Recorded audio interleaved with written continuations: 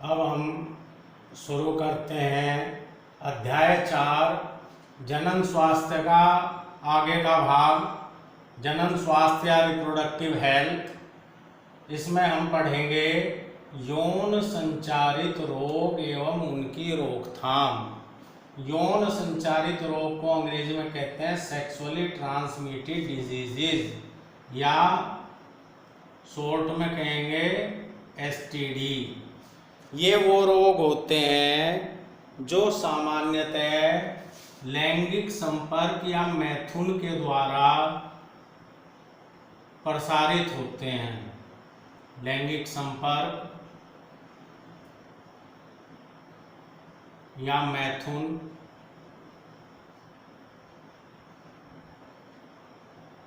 के द्वारा ये एक व्यक्ति से दूसरे व्यक्ति में प्रेषित हो जाते हैं, यानी कि सेक्स की क्रिया के द्वारा ये एक व्यक्ति से दूसरे व्यक्ति में प्रेषित होते हैं। इन रोगों को रजित रोग भी कहा जाता है। रजित रोग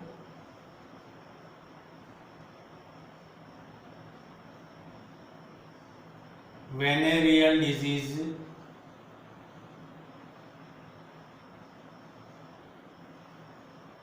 भी कहते हैं इन्हें। इसके अलावा इनके लिए दूसरा नाम है जनन मार्ग संक्रमण।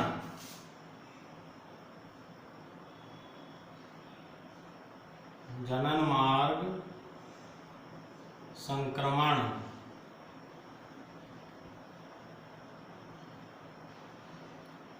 Reproductive tract infections. Reproductive tract infections, ये जनन स्वास्थ्य का बहुत ही महत्वपूर्ण टॉपिक है। ऐसे रोग जो सेक्स क्रिया के द्वारा, मैथुन के द्वारा या लैंगिक संपर्क के द्वारा एक व्यक्ति से दूसरे व्यक्ति में फैलते हैं, उन्हें कहते हैं सेक्सुअली ट्रांसमिटेड डिजीजेज एसटीडी, यौन संचारित रोग या रजित रोग वेनेरियल डिजीजेज, या इन्हें कहते हैं जनन मार्ग संक्रमण रिप्रोडक्टिव ट्रैक्ट इन्फेक्शंस। एनसीईआरटी में इनके बारे में बहुत कम दिया है, हम यहाँ थोड़ा और पढ़ेंगे। इसमें पहला रोग है सुजाक या गोनोरिया। पहली बीमारी है सुजाक या गोनोरिया।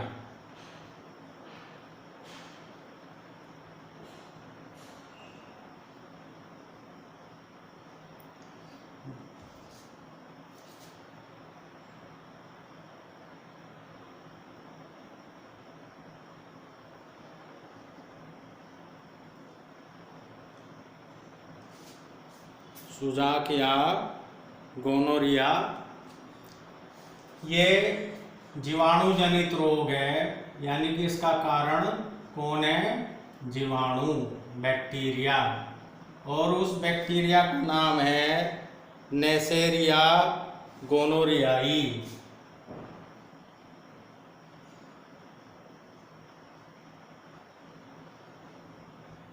नेसेरिया गोनोरियाई।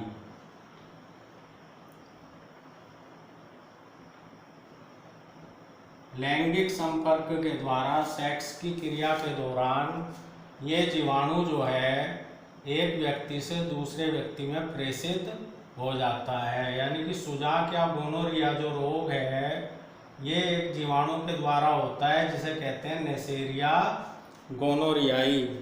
इस रोग के संक्रमण से जो पुरुष होते हैं उनके मूत्र मार्ग, जिसे हम यूरेथ्रा कहते हैं,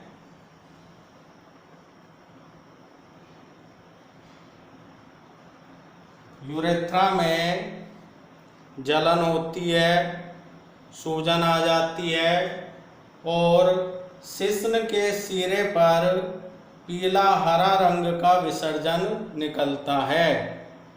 जब संक्रमण ज़्यादा बढ़ जाता है तो ये पुरुष ग्रंथि तक चला जाता है।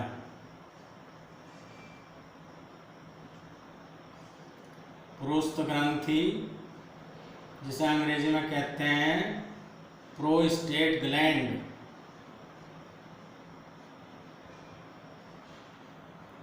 अगर संक्रमण ज़्यादा हो जाता है तो कहाँ तक चला जाता है? पुरस्थ ग्रंथि तक चला जाता है। मूत्राशय में संक्रमण हो सकता है। स्त्री में इस जीवाणु के संक्रमण के कोई लक्षण दिखाई नहीं देते हैं। स्त्री केवल वाहक का कार्य करती हैं, यानी कि रोग को स्वस्थ व्यक्ति में पहुंचाने का काम करती हैं। तो पहला जो हमारा एसटीडी है, सेक्सुअली ट्रांसमिटेड डिजीजेज में सुजाक या गोनोरिया जीवाणु के द्वारा होता है, नेसेरिया गोनोरियाई। ये जीवाणु लैंगिक संसर्ग के द्वारा, सेक्स के द्वारा एक व्यक्ति से दूसरे व्यक्ति में फैलता है। पुरुषों में मूत्र मार्ग में जलन होती है, सूजन आ जाती है। ज़्यादा संक्रमण बढ़ने पर पुरुष ग्रंथि और मूत्राशय तक संक्रमण फैल जाता है। स्त्री में इस जीवाणु के संक्रमण के लक्षण प्रकट नहीं होते हैं। स्त्री केवल वाहक का कार्य करती है, अर्थात इस रोग को स्वस्थ व्यक्ति में पहुंचाने का कार्य करती हैं। इस रोग के उपचार के लिए एंटीबायोटिक दवाइयाँ दी जाती हैं, एंटीबायोटिक या प्रतिजैविक दवाइयाँ दी जाती हैं। तो ये पहला रोग था सुजाक या गोनोरिया। अब हम दूसरे रोग की बात करते हैं, वो है सिफिलिस।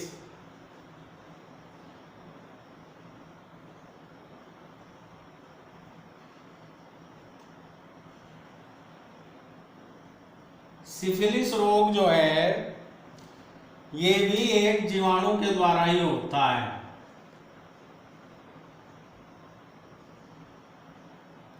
इसका कारण भी एक जीवाणु होता है जिसे कहते हैं ट्रेपोनेमा पैलिडम।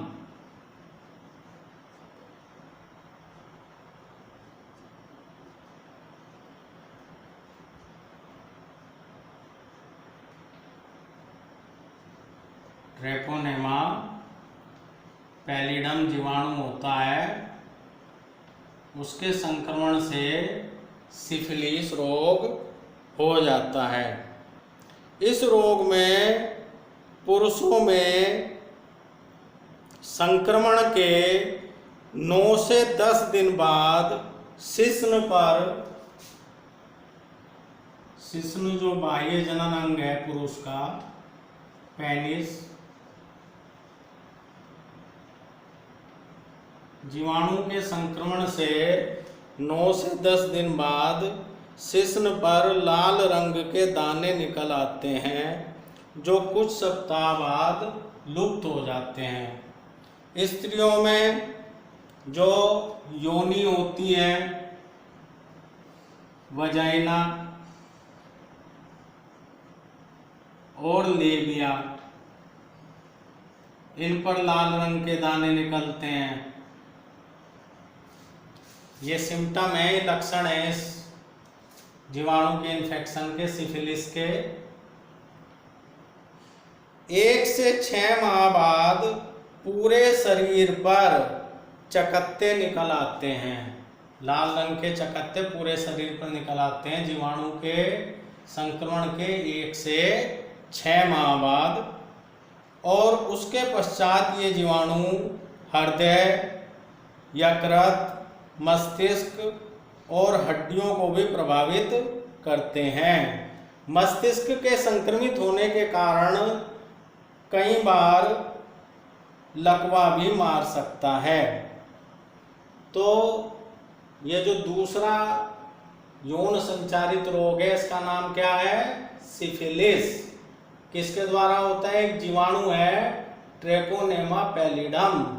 पुरुषों में क्या लक्षण है इसके? शिश्न पर लाल रंग के दाने निकल आते हैं, जो कुछ दिन पश्चात 9 से 10 दिन बाद जीवाणु के संक्रमण के 9 से 10 दिन बाद शिश्न पर लाल रंग के दाने निकल आते हैं, जो कुछ समय पश्चात गायब हो जाते हैं। स्त्रियों में योनि और लेबिया पर लाल रंग के दाने निकलते हैं।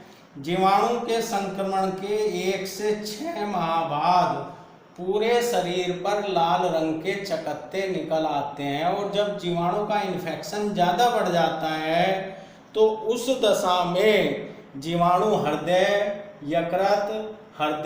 यकृत, मस्तिष्क और हड्डियों को भी प्रभावित करता है। मस्तिष्क प्रभावित होने से कई बार लकवा भी मार जाता है।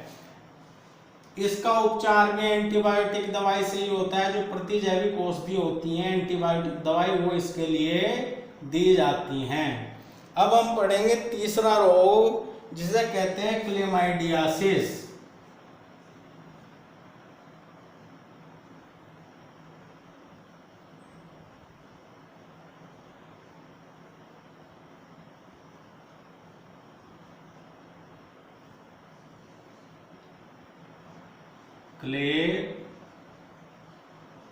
क्लेमाइडियासिस,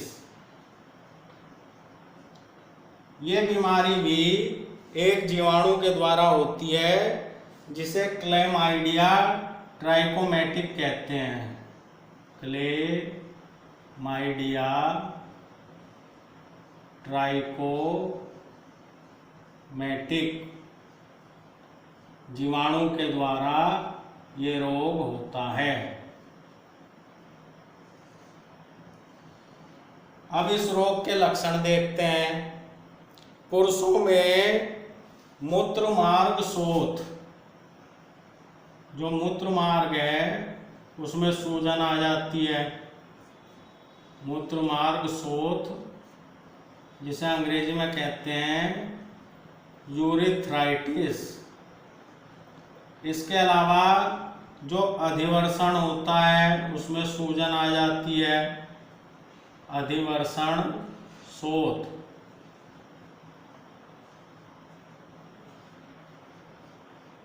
इपिडिडाइमाइटिस, अधिवर्षण शोथ, अधिवर्षण में सूजन।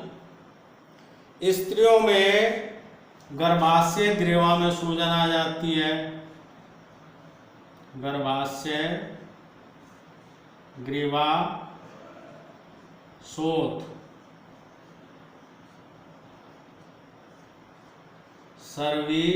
सर्विसाइटिस। तो ये इस रोग के सिम्टम्स हैं, लक्षण हैं। इस रोग के उपचार के लिए एंटीबायोटिक या प्रतिजैविक औषधियाँ दी जाती हैं, जिनमें मुख्यतः टेट्रासाइक्लिन,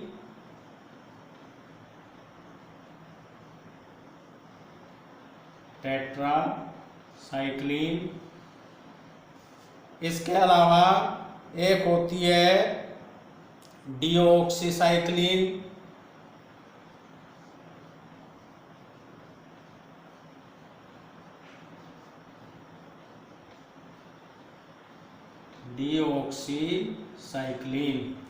तो ये हमारा तीसरा यौन संचारित रोग है, एसटीडी, जिसे कहते हैं क्लेमाइडियासिस। ये एक जीवाणु के संक्रमण से होता है, उस जीवाणु का नाम है क्लेमाइडिया ट्राइकोमैटिक। इस जीवाणु के संक्रमण के कारण पुरुषों में मूत्रमार्ग में सूजन, मूत्रमार्ग शोथ, यूरिथ्राइटिस, अधिवर्षण में सूजन, अधिवर्षण शोथ, इपिडिडाइमाइटिस। स्त्रियों में गर्भाशय ग्रीवा में सूजन, गर्भाशय ग्रीवा शोथ, सर्विसाइटिस हो जाते हैं। इसके उपचार के लिए टेट्रासाइक्लिन और डीऑक्सीसाइक्लिन एंटीबायोटिक दवाइयों का इस्तेमाल किया जाता है। तो ये जो 3 रोग हमने पढ़े हैं, ये तीनों जीवाणु के इन्फेक्शन के कारण होते हैं। अगला यौन संचारित रोग एसटीडी नंबर 4 है जननांगों की हर्पीज।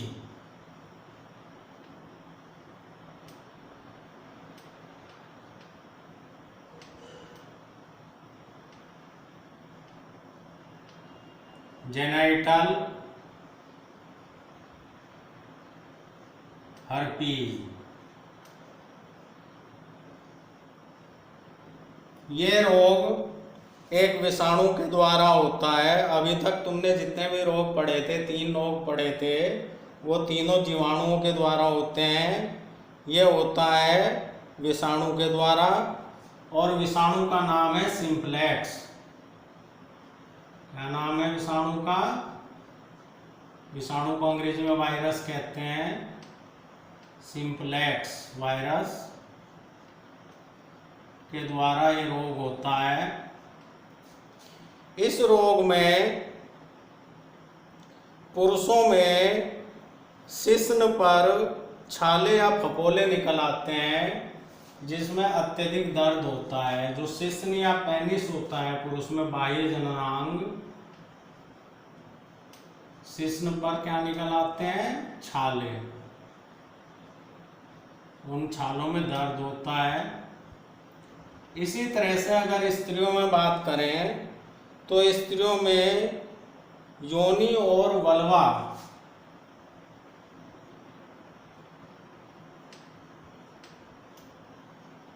पर छाले पड़ जाते हैं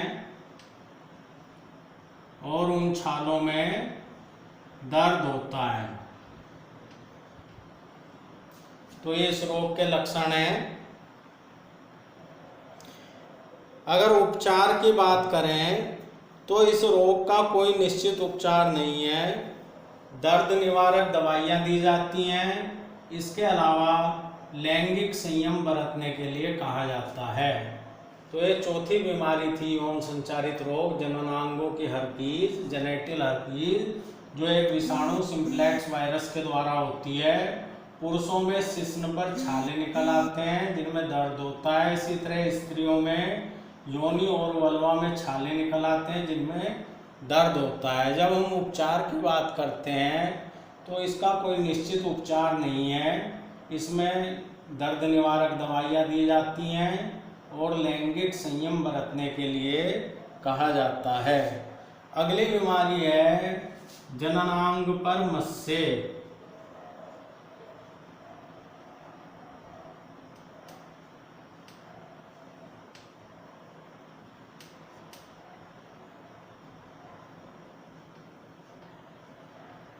जेनाइटल वार्ड्स।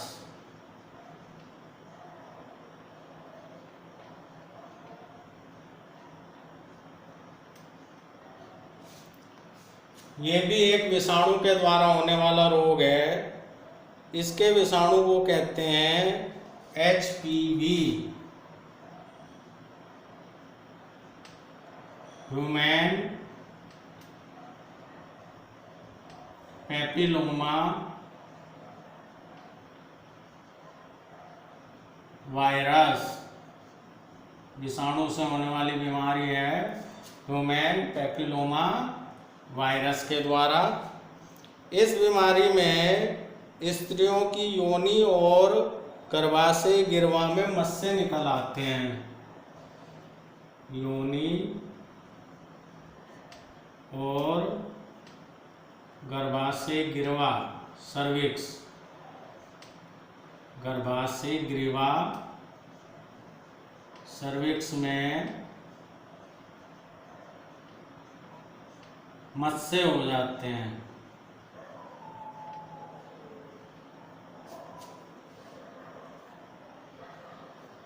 ये मस्से बाद में कैंसर में भी बदल सकते हैं। इसका उपचार है लेजर सर्जरी। इसके अलावा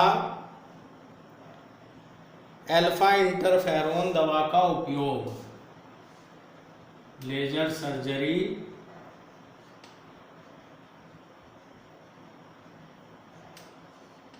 अल्फा इंटरफेरोन दवा का उपयोग। तो ये 5वीं बीमारी है यौन संचारित रोग में जननांग पर मस्से, जेनाइटल वार्ड्स विषाणु से होती है। Human papilloma virus HPV। स्त्री में योनि और गर्भाशय गिरवा में मस्से हो जाते हैं। जब बीमारी ज़्यादा बढ़ जाती है तो ये मत्स्य कैंसर में भी बदल सकते हैं। इसका उपचार है लेज़र सर्जरी और अल्फा इंटरफेरोन दवा का प्रयोग। उसके बाद में हम बात करते हैं एड्स की। एड्स का पूरा नाम है एक्वायर्ड इम्यूनो डेफिशिएंसी सिंड्रोम।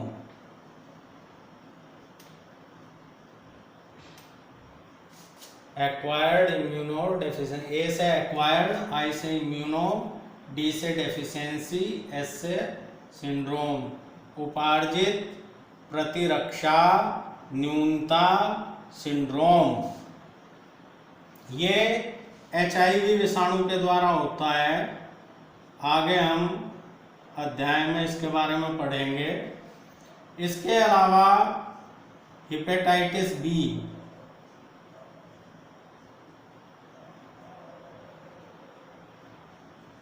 ये दोनों बीमारियां विषाणुओं के द्वारा ही होती हैं और इनका जो संचरण होता है यानी कि प्रसार होता है वो भी लैंगिक संसर्ग के द्वारा, सेक्स की प्रक्रिया के द्वारा। एक स्वस्थ व्यक्ति से दूसरे, एक रोगी व्यक्ति से स्वस्थ व्यक्ति में फैल सकते हैं।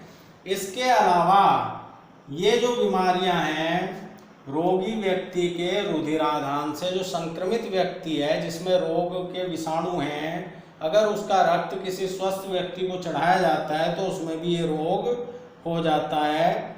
इसके अलावा रोगग्रस्त माता से उसके संतान में ये रोग जा सकते हैं, ये दोनों रोग।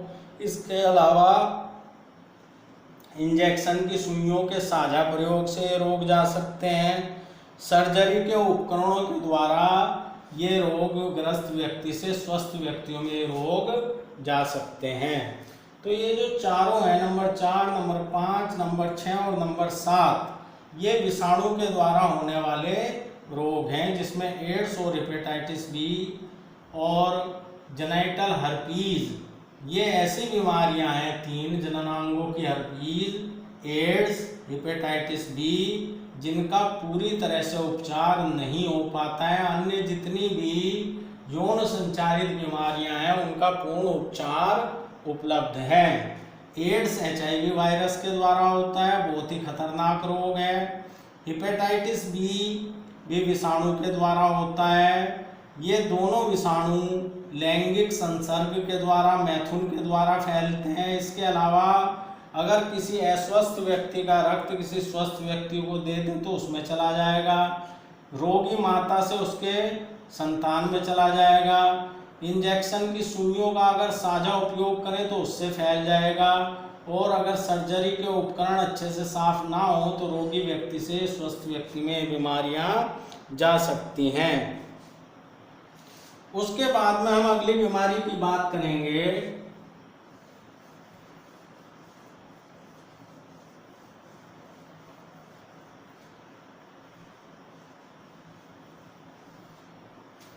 जिसे कहते हैं ट्राइकोमोनियासिस।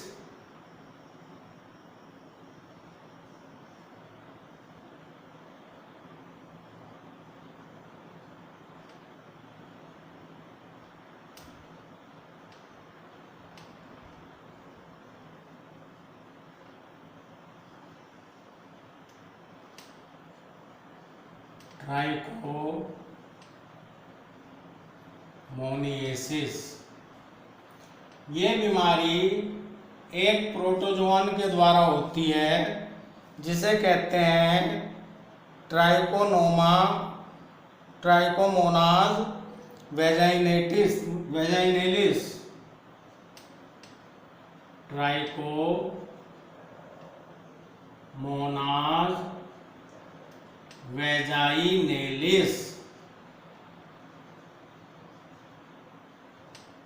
ट्राइकोमोनाज वैजाइनेलिस के द्वारा होता है ये रोग। ये एक प्रोटोजोआ है, multi flagellated protozoan, multi flagellated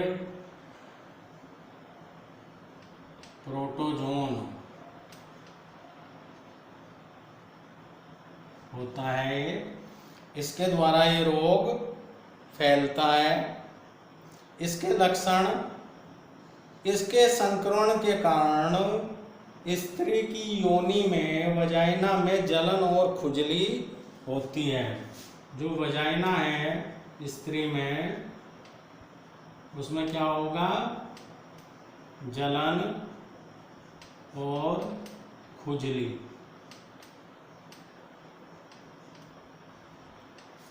इसके अलावा सफेद रंग का पानी निकलता है। सफेद पानी। इस बीमारी को वेजाइनाइटिस भी कहते हैं। दूसरा नाम क्या है? वेजाइनाइटिस भी इसे कहा जाता है। इसके उपचार के लिए एंटीबायोटिक दवाई दी जाती हैं, जैसे ओरियोमाइसिन, टेरामाइसिन। ओरियोमाइसिन,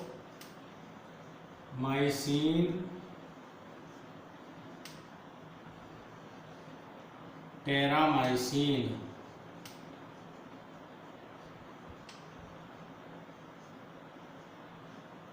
तो एक बार फिर देखते हैं।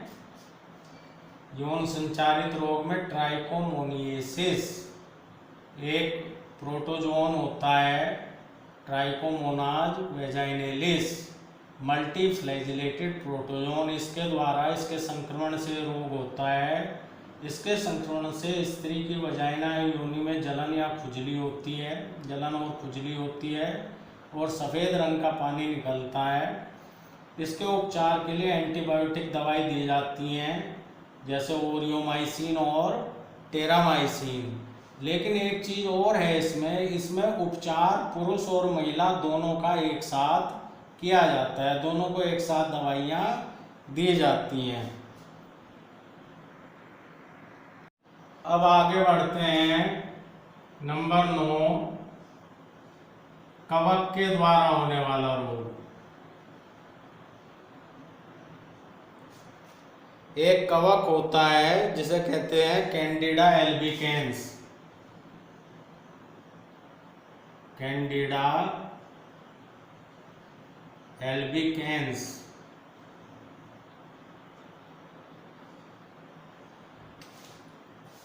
इस कवक के इन्फेक्शन से स्त्रियों में योनि में जलन यानी कि प्रदाह या सूजन आती है और पनीर जैसा मोटा पदार्थ बाहर निकलता है। पुरुष में मूत्राशय में सूजन आ जाती है, मूत्राशय प्रदाह और जलन होती है। इसके उपचार के लिए निस्टाटीन,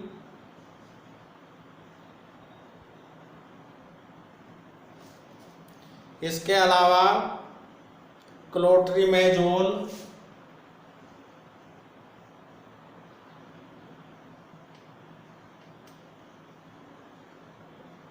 इसके अलावा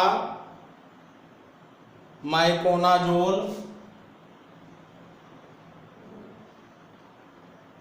इन एंटीबायोटिक दवाइयों का इस्तेमाल किया जाता है। तो कवक है कौन? Candida albicans. कैंडिडा एल्बिकेंस कवक के इन्फेक्शन से स्त्रियों में जो योनि मार्ग है उसमें प्रदाह, सूजन या जलन आ जाती है। इसके अलावा पनीर जैसा मोटा पदार्थ बाहर निकलता है। पुरुषों में मूत्र मार्ग में प्रदाह यानी कि जलन और सूजन आ जाती है। इसके इलाज के लिए ये 3 एंटीबायोटिक कॉमन हैं, निस्टाटीन, क्लोट्रीमेजोल और माइकोनाजोल। एक हम पढ़ेंगे प्यूबिक लाइस।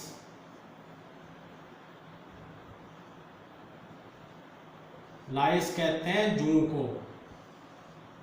लाइस का मतलब जूं। जो बाह्य जनन अंगों के पास श्रोणि क्षेत्र होता है, प्यूबिक क्षेत्र, उस पर बाल होते हैं। उन बालों में कई बार एक परजीवी जूं का संक्रमण हो जाता है। इस परजीवी जूं का नाम होता है फथीरस प्यूबिस।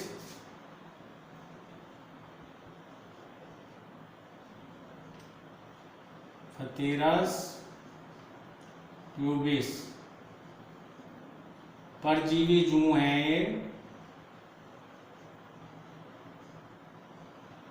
जो श्रोणि भाग के जननांगों के आसपास के बाल होते हैं, हेयर होते हैं, उनमें इस जूं का संक्रमण होने के कारण उस क्षेत्र के बाल जो हैं वो झड़ने लगते हैं। तो ये एक और रोग है, यौन संचारित रोग। अब हम आगे की बात करते हैं इस टॉपिक में। बहुत ही महत्वपूर्ण पॉइंट है याद रखने के लिए। जितने भी यौन संचारित रोग हैं, एसटीडी, यौन संचारित रोग, सेक्सुअली ट्रांसमिटेड डिजीजेज, उनके लक्षण शुरू में बहुत ही हल्के दिखाई देते हैं, बहुत ही गौण दिखाई देते हैं। इसके अलावा स्त्रियों में ये लक्षण लंबे समय तक प्रकट ही नहीं होते हैं। तो एक तो ये कारण, लक्षण देर से प्रकट होना या हल्के प्रकट होना। दूसरा सामाजिक लज्जा के कारण, शर्म के कारण। जो यौन संक्रमित रोगों से ग्रसित व्यक्ति है, स्त्री हो या पुरुष हो, वो डॉक्टर्स के पास नहीं जाते हैं। उसकी वजह से ये रोग और ज़्यादा जटिल हो जाते हैं। स्त्रियों में इन रोगों की जटिलता के कारण और ज़्यादा दिक्कतें आती हैं। एक समस्या हो जाती है PID, जिसे कहते हैं पेल्विक इन्फ्लेमेटरी डिजीजेज। पेल्विक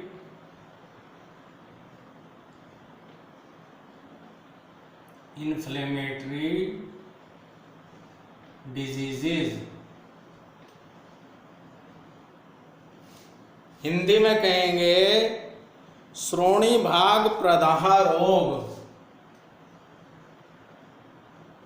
श्रोणि भाग प्रदाह रोग। प्रदाह कहते हैं सूजन को, इन्फ्लेमेशन, सूजन। जो श्रोणि वाला भाग है, नीचे वाला हिस्सा बाह्य जननांगों के आसपास का, वहाँ पर सूजन हो जाना। इसके अलावा एबॉर्शन, गर्भपात हो जाना।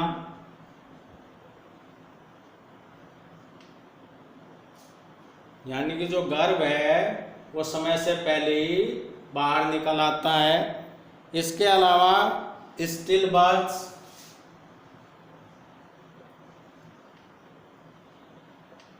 गर्भ की मृत्यु हो जाना। इसके अलावा ectopic pregnancy, ectopic pregnancy.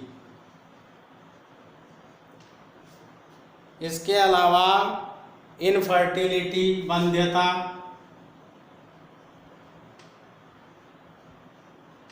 Infertility, ये समस्याएं हो जाती हैं। और कई बार तो जो जनन मार्ग होता है उसमें कैंसर तक हो जाता है। तो ये जरूरी है कि इन रोगों के शुरुआती लक्षण प्रकट होते ही बिना किसी संकोच के हमें डॉक्टर के पास जाना चाहिए और उचित उपचार जो है वो कराना चाहिए। वरना स्त्रियों में तो बाद में बहुत ही गंभीर समस्याएं इसमें हो जाती हैं। PID, abortion, still birth, ectopic pregnancy, वंध्यता, यौन मार्ग है, जनन मार्ग है, उसमें कैंसर तक हो सकता है। जो यौन संचारित रोग हैं वो स्वस्थ समाज के लिए एक बहुत बड़ा खतरा है। ये रोग 15 से 24 वर्ष की आयु के युवक युवतियों में बहुत कॉमन है, बहुत ज़्यादा होते हैं। इन रोगों के संक्रमण से बचने के लिए हमें कुछ सावधानियां अपनानी चाहिए। जैसे पहली सावधानी है कि कभी भी किसी अनजान व्यक्ति से लैंगिक संबंध ना बनाएं। जिस व्यक्ति को हम जानते नहीं हैं, जो अनजान है हमारे लिए, उसके साथ सेक्स ना करें, उसके साथ लैंगिक संबंध ना बनाएं। एक से ज़्यादा व्यक्तियों के साथ यौन संबंध ना बनाएं। इसके अलावा कंडोम के बिना संभोग ना करें, सेक्स करते समय कंडोम का प्रयोग करें। रोग का लक्षण दिखने पर तुरंत डॉक्टर से उपचार कराएं। यौन संचारित रोग घातक भी हो सकते हैं, अतः इलाज में लापरवाही ना करें। तो ये हमने पूरा पढ़ा है कि यौन संचारित रोग और उनकी रोकथाम के बारे में। उसके बाद में हम आगे का अगला टॉपिक आगे की वीडियो में पढ़ेंगे, जनसंख्या विस्फोट और परिवार नियोजन। धन्यवाद।